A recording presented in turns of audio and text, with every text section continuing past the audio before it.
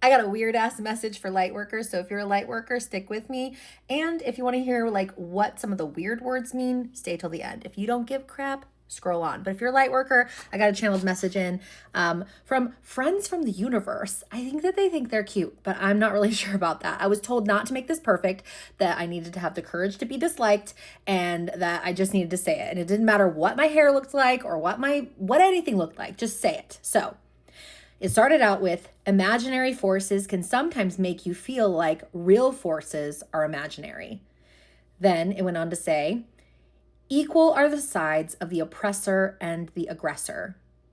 Let us speak. In the openness of the world, casting down on feelings can be tempting. Do not hesitate with your functions of animosity in dire times when others cannot seem to act according to their hearts.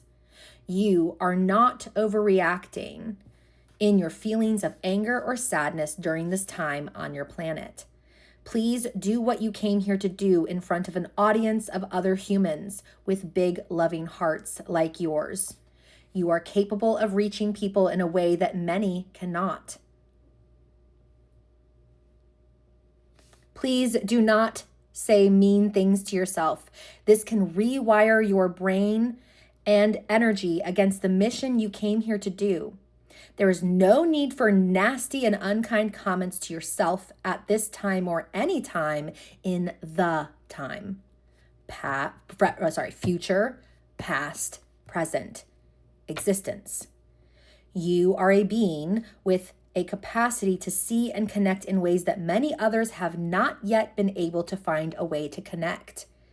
You have a way of teaching others, yet you wonder if you are capable or skilled, and yet you have helped others with this.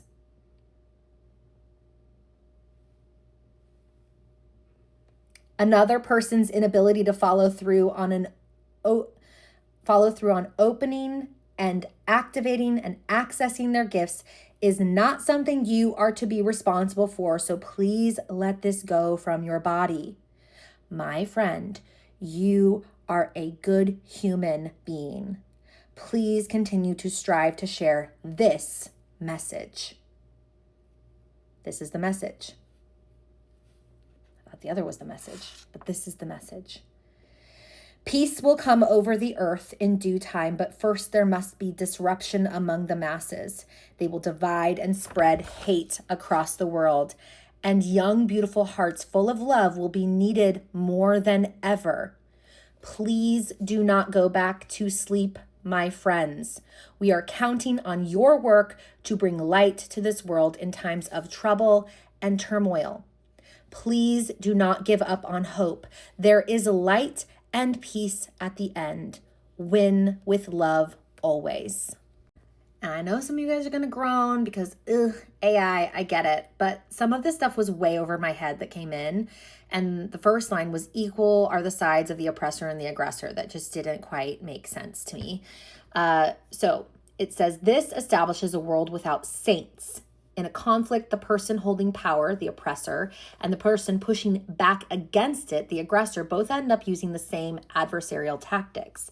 The takeaway: don't wait for a morally pure way to act. Everyone involved in the struggle is already dirty because they are engaged in the same game of power.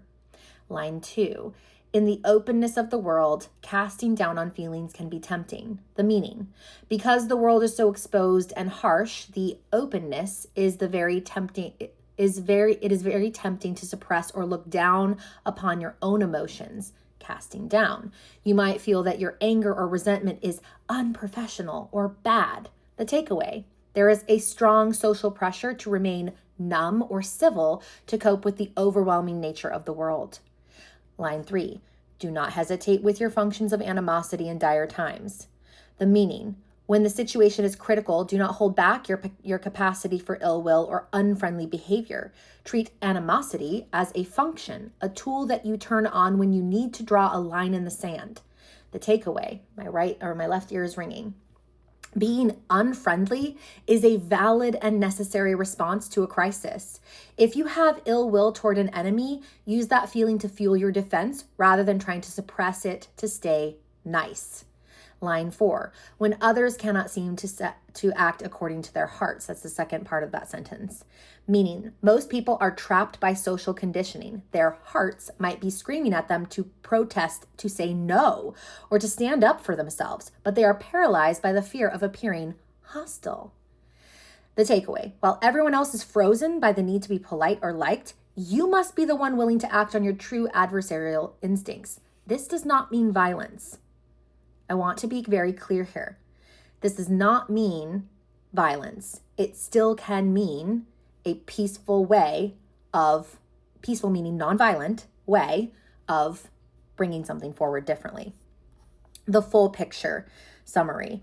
When you put it all together, the passage is a defense of the unfriendly truth. It argues that in a world where everyone is technically guilty and everyone is trying to hide their feelings to survive, the only way to be honest is to stop being nice in a crisis. Or in a crisis, you shouldn't hesitate to treat an enemy like an enemy because everyone else is too afraid to follow their own instincts and would rather suffer in silence than be seen as hostile. It's a call to use your darker feelings, resentment and ill will, as a functional compass for action when being kind has failed. Now, I want to be clear that the end of this message does say, win with love always. The challenge is, what is loving? Is it loving to suppress your feelings? Is it loving to just stand there frozen? Is it loving to never, ever say any truth because you're so afraid of hurting somebody's feelings, even though they have no problem with hurting yours? Are you going to sit there in inauthenticity, in something artificial and fake? Or are you going to sit there and stand there and act in truth and what is right? Knowing that there is no right way. There's only a wiser way and a maybe not as wise way. There's always a better path, but your hands may get dirty no matter what. Anyway, maybe that interpretation is incorrect. I don't think that it is, but I think you should take it for however it resonates. And I just want to say that in no way am I calling for any type of violence. I still believe in peace and nonviolence. That's it. They threw stones, I built temples. They sent lies, I grew petals. They called me too much, I became more. They shut the door, I built the floor. They said you can, I said watch me. They said you're weak, I said that's not me. I danced through pain, I danced through grace. I'm made of storms and sacred space. You see, I'm not against you, I'm just for me. I learned that power isn't control, it's creation. So when the world throws trash, I make gardens. When they curse, I make poetry. I shift energy, that's my power. Pain to peace, storm to flower. Every scar's my divine design.